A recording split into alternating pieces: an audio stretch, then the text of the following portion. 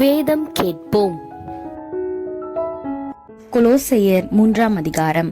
நீங்கள் கிறிஸ்துவுடன் கூட எழுந்ததுண்டானால் கிறிஸ்து தேவனுடைய வலது பாரிசத்தில் வீற்றிருக்கும் இடத்தில் உள்ள மேலானவைகளை தேடுங்கள், பூமி உள்ளவைகள் அல்ல, மேலானவைகளையே நாடுங்கள். ஏனென்றால் நீங்கள் மரித்தீர்கள், உங்கள் ஜீவன் கிறிஸ்துவுடனே தேவனுக்குள் மறைந்திருக்கிறது. நம்முடைய ஜீவனாகிய கிறிஸ்து வெளிப்படும் போது நீங்களும் அவரோடே கூட மகிமையிலே வெளிப்படுவீர்கள். ஆகையால் விபசாரம், அசுத்தம், மோகம், துர்இச்சை, விக்கிரக ஆராதனையான பொருளாசை ஆகிய இவைகளை பூமியில் உண்டு பண்ணுகிற உங்கள் அவயவங்களை அழித்து போடுங்கள். இவைகளின் பொருட்டே கீழ்ப்படியாமையின் பிள்ளைகள் மேல் தேவ கோபாக்கினை வரும். நீங்களும் முற்காலத்தில் அவர்களுக்குள்ளே சஞ்சரித்தது போது அவைகளை செய்து கொண்டு வந்தீர்கள். இப்போதோ கோபமும் மூர்க்கமும் பொறாமையும் உங்கள் வாயில் பிறக்கலாகாத தூஷணமும் வம்பு வார்த்தைகளும் ஆகிய இவைகளையெல்லாம் விட்டுவிடுங்கள். ஒருவருக்கொருவர் பொய் சொல்லாதிருங்கள். பழைய மனுஷனையும் அவன் செய்கைகளையும் களைந்து போட்டு தன்னை சிருஷ்டித்தவருடைய சாயலுக்குப்பாய் பூரண அறிவடையும்படி புதிதாக்கப்பட்ட புதிய மனுஷனை தரித்து கொண்டீர்களே.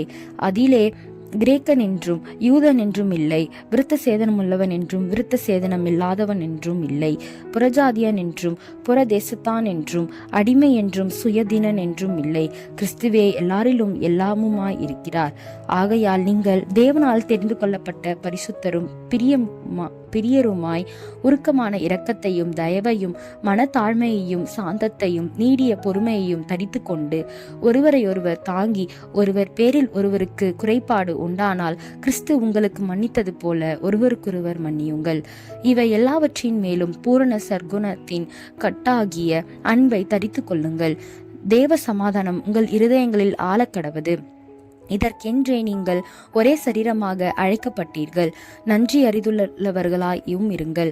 கிறிஸ்துவின் வசனம் உங்களுக்குள்ளே சகல ஞானத்தோடும் பரிபூரணமாக வாசமாய் இருப்பதாக சங்கீதங்களினாலும் கீர்த்தனைகளினாலும் ஞான பாட்டுகளினாலும் ஒருவருக்கொருவர் போதித்து புத்தி சொல்லிக்கொண்டு உங்கள் இருதயத்திலே கர்த்தரை பக்தியுடனே பாடி வார்த்தையினாலாவது கிரியையினாலாவது நீங்கள் எதை செய்தாலும் அதையெல்லாம் கர்த்தராகிய இயேசுவின் நாமத்தினாலே செய்து அவர் முன்னிலையாக பிதாவாகிய தேவனை ஸ்தோத்திரியுங்கள்.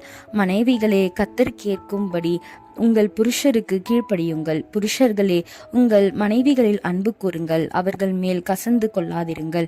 பிள்ளைகளே, உங்கள் பெற்றாருக்கு எல்லா காரியத்திலேயும் கீழ்ப்படியுங்கள், இது கர்த்தருக்கு பிரியமானது. பிதாக்களே, உங்கள் பிள்ளைகள் திடனற்று போகாதபடி அவர்களுக்கு கோபமூட்டாதிருங்கள். வேலைக்காரரே, சரீரத்தின்படி உங்கள் எஜமான்களாய் இருக்கிறவர்களுக்கு எல்லா காரியத்திலேயும் கீழ்ப்படிந்து நீங்கள் மனுஷருக்கு பிரியமாயிருக்க விரும்புகிறவர்களாக பார்வைக்கு ஊழியம் செய்யாமல் தேவனுக்கு பயப்படுகிறவர்களாக கபடமில்லாத இருதயத்தோடே ஊழியம் செய்யுங்கள். நீங்கள் கர்த்தராகிய கிறிஸ்துவை சேவிக்கிறதினாலே சுதந்திரமாகிய பலனை கர்த்தராலே பெறுவீர்கள் என்று அறிந்து எதை செய்தாலும் அதை மனுஷர்களுக்கென்று செய்யாமல் கர்த்தருக்கென்றே மனப்பூர்வமாய் செய்யுங்கள். அநியாயம் செய்கிறவன் தான் செய்த அநியாயத்துக்கேற்ற பலனை அடைவான். பட்சபாதமே இல்லை.